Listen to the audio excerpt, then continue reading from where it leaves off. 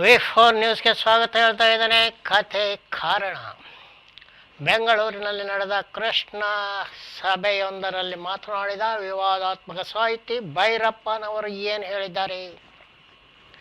ಭೈರಪ್ಪನವರು ಹೇಳಿದ್ದಾರೆ, ಧರ್ಮವನ್ನು ರಕ್ಷಿಸಲು ಹಿಂಸೆ ಮಾಡಬಹುದು ಎಂದು ಕೃಷ್ಣನು ಹೇಳಿದ್ದಾನೆ ಎಂದು ಭೈರಪ್ಪನವರು ಹೇಳಿದ್ದಾರೆ.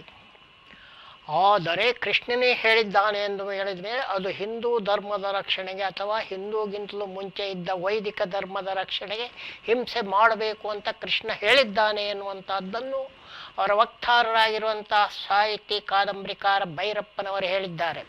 ಆದರೆ ನಮ್ಮವರು ಹೇಳ್ತಾರೆ, ನಮ್ಮ ಧರ್ಮದಲ್ಲಿ ಯಾವುದೇ ಹಿಂಸಾಚಾರಕ್ಕೆ ಅವಕಾಶ ಇಲ್ಲ, ಅದೆಲ್ಲ ಜಿಹಾದ್ ಮಾಡು ಮುಸ್ಲಿಮರು ಅಂತ ಹೇಳ್ತಾರಲ್ಲಪ್ಪ ಇವರು. ಹಾಗಾದರೆ ಎಲ್ಲ ಧರ್ಮಗಳು ಕೂಡ ತಮ್ಮ ಧರ್ಮ ರಕ್ಷಣೆಗೆ ಹಿಂಸೆಯನ್ನೇ ಮಾಡಬೇಕೇ? ಯಾಕಂತೇಳಿದರೆ ಇವಾಗ ಯಾವುದೇ ಧರ್ಮದ ದೇವರ ಕೈಗಳಲ್ಲಿ ಆಯುಧಗಳಿಲ್ಲ. ನಮ್ಮ ಹಿಂದೂ ಧರ್ಮದ ದೇವರ ಎಲ್ಲರ ಕೈಯಲ್ಲೂ ಒಂದೊಂದು ಆಯುಧನೇ, ಮಂಡೆಗೆ ಬಿಟ್ಟರೆ ಮಂಡೆ ಎರಡು ತುಂಡಾಗುವಂಥ ಆಯುಧಗಳೇ ಇವೆ. ಹಾಗಾಗಿ ಕೃಷ್ಣ ಹೇಳಿದ್ದು ಸತ್ಯ ಇರ್ಬೋದು, ಧರ್ಮ ರಕ್ಷಣೆಗೆ ಹಿಂಸಾಚಾರ ಮಾಡಿ ಅಂತ. ಅದನ್ನು ಬಿಟ್ಟರೆ ಈ ಇನ್ನೊಂದು ವಿಷಯ, ಈ ಧರ್ಮ ಮತ್ತು ಪುರಾಣಗಳನ್ನು ಆಧರಿಸಿ ನೋಡುವಾಗ ಇವಾಗ ಚಂಪೈ ಪುರಾಣ ಮತ್ತು ಅಜಿತ್ ಪವಾರ್ ಪುರಾಣ ಎಲ್ಲ ಕೂಡ ಸುಗ್ರೀವ ಮತ್ತು ವಿಭೀಷಣರ ಪುರಾಣಕ್ಕೆ ಹೋಲಿಕೆ ಆಗ್ತಾ ಇದೆ. ಕಳೆದ ವರ್ಷ ಶರದ್ ಪವಾರ್ ಅವರ ಸಹೋದರರಾಗಿರುವಂಥ ಅಜಿತ್ ಪವಾರನ್ನು ಖರೀದಿ ಮಾಡಿದ BJPಯು ಮಹಾರಾಷ್ಟ್ರದಲ್ಲಿ ಒಂದಷ್ಟು ಕಬಳಿಸಿದ, ಅಂದರೆ ಅಡ್ಡ ಹಾಕಿದ ಸರ್ಕಾರವನ್ನು ಸ್ಥಾಪನೆ ಮಾಡಿತ್ತು. ಆದರೆ ಅಡ್ಡ ಹಾಕಿದ ಸರ್ಕಾರ ಏನೋ ಸ್ಥಾಪನೆ ಆಯಿತು, ಅಜಿತ್ ಪವಾರಿಗೆ ಏನಾದ್ರು ಸಿಕ್ತಾ ಅಂದರೆ ಏನೂ ಸಿಕ್ಕಿಲ್ಲ. ಹಾಗಾಗಿ ಇನ್ನೇನು ಸದ್ಯ ಅನೌನ್ಸ್ ಆಗಲಿರುವಂಥ ಮಹಾರಾಷ್ಟ್ರ ಚುನಾವಣೆಯಲ್ಲಿ ಸ್ಪರ್ಧಿಸುವುದಿಲ್ಲ ಅಂತೇಳಿದ್ದಾರೆ. ಇಲ್ಲಿ BJP ಮಾಡಿದ್ದೇನು? ಅಜಿತ್ ಪವಾರ್ ಅಂತೇಳಿದರೆ ಶರದ್ ಪವಾರ್ ಅವರ ಸಹೋದರರನ್ನು ಖರೀದಿ ಮಾಡಿ ವಾಲಿಯನ್ನು ಅಡ್ಡದಿಂದ ಕೊಂದು, ಮರಗಳ ಮರೆಯಿಂದ ಕೊಂದು ಸುಗ್ರೀವನಿಗೆ ಪಟ್ಟಿದಂಥ ಒಂದು ಸ್ಥಿತಿ. ಇಲ್ಲವೇ ವಿಭೀಷಣನ ತಲೆ ತಿರುಗಿಸಿ ನಿನಗೆ ಮುಂದೆ ಪಟ್ಟ ಕಟ್ತೇನೆ ಎಂದು ರಾವಣನ ಸೇನಾ ರಹಸ್ಯಗಳನ್ನು ತಿಳಿದುಕೊಂಡು ಕೊಲೆ ಮಾಡಿದ ಸ್ಥಿತಿ. ಅದೇ ರೀತಿ ಇವಾಗ ಅಜಿತ್ ಪವಾರ್ ಈಗ ತಾನೇ ಸಾಕಾಗಿದೆ, ಒಂದು ವರ್ಷದಲ್ಲಿ ಅವರು ಏನು ಹೇಳಿದ್ದಾರೆ, ಮಹಾರಾಷ್ಟ್ರ ಚುನಾವಣೆ ಸ್ಪರ್ಧಿಸೋದೇ ಇಲ್ಲ ಅಂತ ಹೇಳಿದ್ದಾರೆ. ಅದೇ ಕಥೆಯನ್ನು ಈಗ ಎಲ್ಲಿ ಜಾರ್ಖಂಡ್ನಲ್ಲಿ ಚಂಪೈ ಸೊರೇನವರನ್ನು ಖರೀದಿಸುವ ಮೂಲಕ BJP ಮಾಡಿದೆ. ಚಂಪೈ ಸೊರೇನವರು ಶಿಬು ಸೊರೇನವರ ತಮ್ಮ, ಅಂದರೆ ಈಗಿನ ಮುಖ್ಯಮಂತ್ರಿ ಹೇಮಂತ್ ಸೊರೇನವರ ಚಿಕ್ಕಪ್ಪ. ಹಾಗಾಗಿ ಅದೇ ರೀತಿಯ ಒಂದು ಸ್ಥಿತಿಯನ್ನು ವಿಭೀಷಣರನ್ನು ಮತ್ತು ಸುಗ್ರೀವರನ್ನು ಕೈಗೆ ಹಾಕಿಕೊಂಡು ವಾಲಿ ಸಾಮ್ರಾಜ್ಯ ಮತ್ತು ರಾವಣ ಸಾಮ್ರಾಜ್ಯವನ್ನು ನಾಶ ಮಾಡಿದಂಥ ಅಥವಾ ಮೋಸ ಮಾಡಿದಂಥ ಸ್ಥಿತಿಯನ್ನು ರಾಜಕೀಯದಲ್ಲಿ BJP ಮಾಡ್ತಾ ಇದೆ. ಹಾಗಾಗಿ ಚಂಪೈ ಸೊರೇನ್ ಇವಾಗ ಮೊನ್ನೆ ತಾನೇ ಹೇಳಿದರು, ನಾನು ಬೇರೊಂದು ಪಕ್ಷ ಸ್ಥಾಪನೆ ಮಾಡ್ತೀನಿ ಅಂತ. ಇವಾಗ ಅವರು ಯಾವ ಪಕ್ಷ ಸ್ಥಾಪನೆ ಮಾಡದೇ ಇರಲಿ BJPಗೆ ಹೋಗಿದ್ದಾರೆ.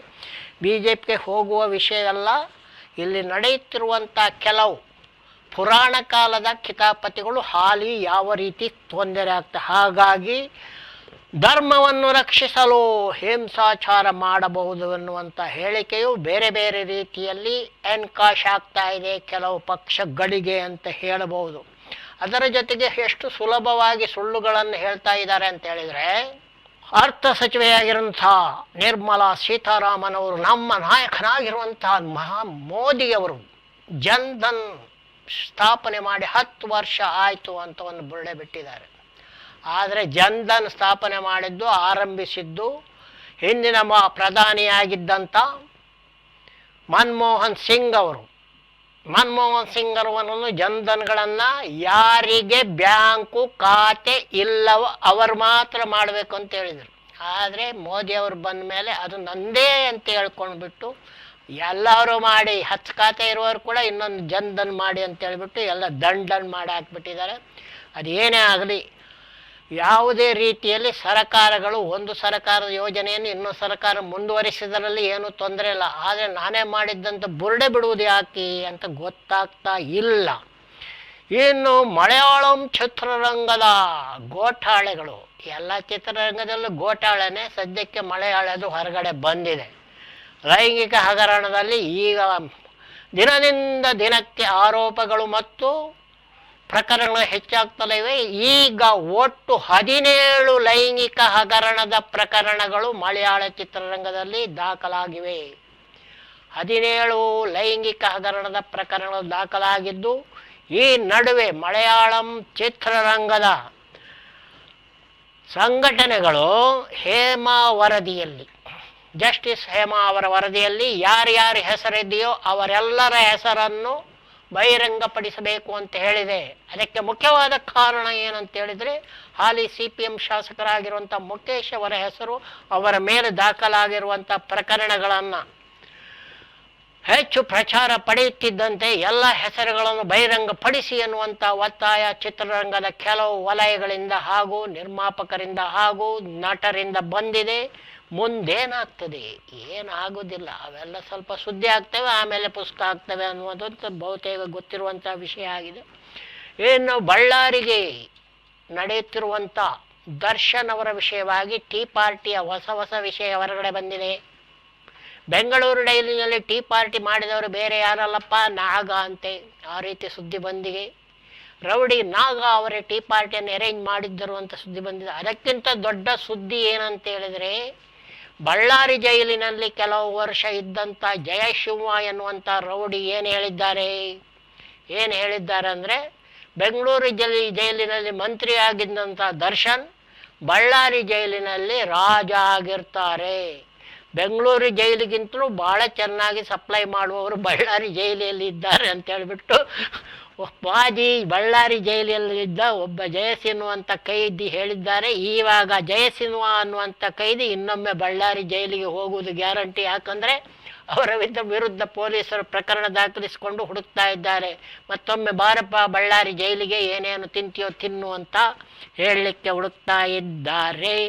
ಇನ್ನು ಕರ್ನಾಟಕವನ್ನು ತೆಗೆದುಕೊಂಡರೆ ಮುಡಾ ಹಗರಣ, ಆಮೇಲೆ ಹೆಚ್ಚಿನ ಆದಾಯಕ್ಕಿಂತ ಹೆಚ್ಚಿನ ಆಸ್ತಿ, ಈ ಎರಡು ವಿಷಯಗಳು ಮುಖ್ಯಮಂತ್ರಿ ಸಿದ್ದರಾಮಯ್ಯನವರು ಹಾಗೂ ಉಪಮುಖ್ಯಮಂತ್ರಿ ಆಗಿರುವಂಥ DK ಶಿವಕುಮಾರ್ ಇಬ್ಬರನ್ನು ಕಾಡುತ್ತಿದ್ದು, ಎರಡು ವಿಷಯಗಳು ಇವಾಗ ಕೋರ್ಟಿನಲ್ಲಿ ತೀರ್ಮಾನ ಆಗಲಿಕ್ಕಿದೆ.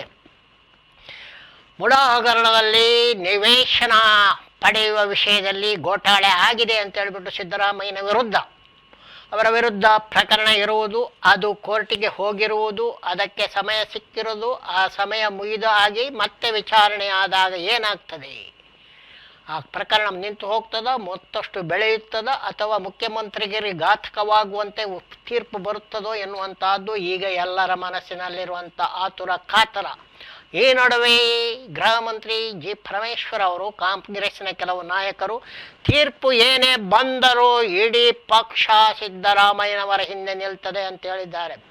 ಅದೇ ರೀತಿ CBIಗೆ ಒಪ್ಪಿಸಿದಂಥ DK ಶಿವಕುಮಾರ್ ಅವರ ಪ್ರಕರಣವನ್ನು ರಾಜ್ಯ ಸರ್ಕಾರ ಹಿಂದಕ್ಕೆ ಪಡೆದಿತ್ತು. ಅದನ್ನು ವಿರೋಧಿಸಿ ಕೋರ್ಟಿನಲ್ಲಿ ಪ್ರಕರಣ ದಾಖಲಾಗಿತ್ತು. ಆ ಪ್ರಕರಣ ಮಾತು ಕೂಡ ತೀರ್ಮಾನವಾಗಲಿದ್ದು, DK ಶಿವಕುಮಾರ್ ಅವರು ಆದಾಯಕ್ಕಿಂತ ಹೆಚ್ಚಿನ ಆಸ್ತಿ ಮಾಡಿದ್ದಾರೆ ಎನ್ನುವಂಥ ಆರೋಪದ ಬಗೆಗೆ ಕೂಡ ಕೋರ್ಟು ತೀರ್ಪು ನೀಡಲಿಕ್ಕಿದೆ. ಈ ತೀರ್ಪು ಕೂಡ ಯಾವ ರೀತಿ ಬರ್ತದೆ ಎನ್ನುವುದರ ಮೇಲೆ ಈಗಿನ ಕರ್ನಾಟಕ ಸರ್ಕಾರದ ಪರಿಯನ್ನು ನಿರ್ಣಯಿಸಲು BJಪಿಯವರು ಕಾಯ್ತಾ ಇದ್ದಾರೆ. ಕೋರ್ಟ್ ತೀರ್ಪು ಏನಾದರೂ ವ್ಯತಿರಿಕ್ತವಾಗಿ ಬಂದರೆ ಕೂಡಲೇ ದಾಳಿ ಮಾಡಲು ಹೊಂಚು ಹಾಕಿರುವ ರೀತಿಯಲ್ಲಿ BJಪಿಯವರು ಕುಳಿತಿದ್ದಾರೆ. ಹೇಗೆ ಎಲ್ಲಿ ದಾಳಿ ಮಾಡ್ತಾರೆ, ಹೇಗೆ ಸಿಕ್ಕಿಬೀಳ್ತಾರೆ ಅನ್ನುವಂಥದ್ದು ಇನ್ನೊಂದು ವಿಷಯ. ಇನ್ನು ಬಂಗಾಳದಲ್ಲಿ ಸುಪ್ರೀಂ ಕೋರ್ಟ್ ಹೇಳಿದೆ, ಯಾವುದೇ ಅತ್ಯಾಚಾರ ಪ್ರಕರಣದಲ್ಲಿ ರಾಜಕೀಯ ಮಾಡಬಾರ್ದು ಅಂತ. ಆದರೆ ಬಂಗಾಳದಲ್ಲಿ BJಪಿ ಪೂರ್ತಿಯಾಗಿ ಟ್ರೈನಿ ವೈದ್ಯ ಕೊಲೆಯನ್ನು ರಾಜಕೀಯ ಮಾಡಿಕೊಂಡು ಬಂದ್ ಇತ್ಯಾದಿಗಳನ್ನು ಮಾಡ್ತಾ ಇದೆ. ಅದನ್ನೇ ಒಂದು ಬಂಡವಾಳ ಮಾಡ್ತಾಕ್ತಿದೆ. ಅಷ್ಟೇ ಅಲ್ಲ, ಇನ್ನೊಂದು ವಿಷಯವನ್ನು ಕೂಡ ಸುಪ್ರೀಂ ಕೋರ್ಟ್ ಹೇಳಿತ್ತು. ಈ ಅತ್ಯಾಚಾರ ವಿಷಯದಲ್ಲಿ CBI ತನಿಖೆ ಮಾಡಲು ಸರಿಯಾದ ಅವಕಾಶವನ್ನು ನೀಡಬೇಕು ಅಂತ. ಹಿಂಸಾಚಾರವೇ ನಡೀತಾ ಇದೆ ಪಶ್ಚಿಮ ಬಂಗಾಳದಲ್ಲಿ. ಆದರೆ ಪಶ್ಚಿಮ ಬಂಗಾಳಕ್ಕಿಂತ ಹೆಚ್ಚು ಅತ್ಯಾಚಾರಗಳ ವರದಿಗಳು ಸಾಲು ಬರುತ್ತಿರುವಂಥ ಮಹಾರಾಷ್ಟ್ರ, ಉತ್ತರ ಪ್ರದೇಶ ಮತ್ತು ಮಧ್ಯಪ್ರದೇಶ ಹಾಗೂ ರಾಜಸ್ಥಾನಗಳಲ್ಲಿ ಎಷ್ಟು ಅತ್ಯಾಚಾರದ ಬಗ್ಗೆ BJಪಿಯವರು ಬಾಯಿಗೆ ಏನಿಟ್ಕೊಂಡು ಕೂತ್ಕೊಂಡಿದ್ದಾರೆ ಅಂತ ಗೊತ್ತಿಲ್ಲ. ಬಾಯಿ ತೆರಿತಾನೆ ಇಲ್ಲ. ಅತ್ಯಾಚಾರ ವರದಿಗಳು ಏನೋ ಕೋರ್ಟಿನವರೆಗೆ ಹೋಗಿವೆ, ಮುಂದೇನಾಗ್ತದೆ ಅಂತ ಗೊತ್ತಾಗ್ತಾ ಇಲ್ಲ. ಇವನ್ನೆಲ್ಲ ದಾಟಿ ವಿಕ್ರಮ ಮೆರೆದ ಕೃತ್ಯಗಳಿಗೆ ಕಾರಣ ರಾಷ್ಟ್ರಪತಿ ಮುರ್ಮು ಅವರು ಈ ಅತ್ಯಾಚಾರಗಳು ವಿಕೃತ ಮನಸ್ಸಿನ ಫಲ ಅಂತ ಹೇಳಿದ್ದಾರೆ. ಅದನ್ನೆಲ್ಲ ಮೀರಿ ಮಮತಾ ಬ್ಯಾನರ್ಜಿಯವರು ಏನು ಹೇಳಿದ್ದಾರೆ, ಹೊಸ ಕಾನೂನು ತರ್ತೀನಿ, ಅತ್ಯಾಚಾರ ಪ್ರಕರಣ ನಡೆದ 7 ದಿನದಲ್ಲಿ ಅತ್ಯಾಚಾರಿಯನ್ನ ಗಲ್ಲಿಗೇರಿಸುವ ಕಾನೂನು ತರ್ತೀನಿ ಅಂತ ಹೇಳಿದ್ದಾರೆ. ಆದರೆ ಯಾರಿಗೆ ಕಾನೂನು ತರ್ತಾರೋ ಆ ಕಾನೂನು ಹೊರಗಡೆ ಬರೋಕ್ಕೆ ಬಿಡಬೇಕಲ್ಲ ಅತ್ಯಾಚಾರಿಗಳು ಅಂತ ಹೇಳುತ್ತಾ ಕತೆ ಕಾರಣಕ್ಕೆ ಒಂದು ವಿರಾಮವನ್ನು ಹಾಕಿ, ನೀವೆಲ್ಲ ನಮ್ಮ V4 ನ್ಯೂಸ್ ನೋಡಿ ಹಾಗೂ ನಮ್ಮ ಯೂಟ್ಯೂಬ್ ಚಾನಲ್ಗೆ ಸದಸ್ಯರಾಗಿ ಅಂತ ಹೇಳುತ್ತಾ ತಮಗೆಲ್ಲ ಮಾಡ್ತಾ ಇದ್ದೇನೆ ಒಂದು ಸಣ್ಣ ಸಲಾಂ.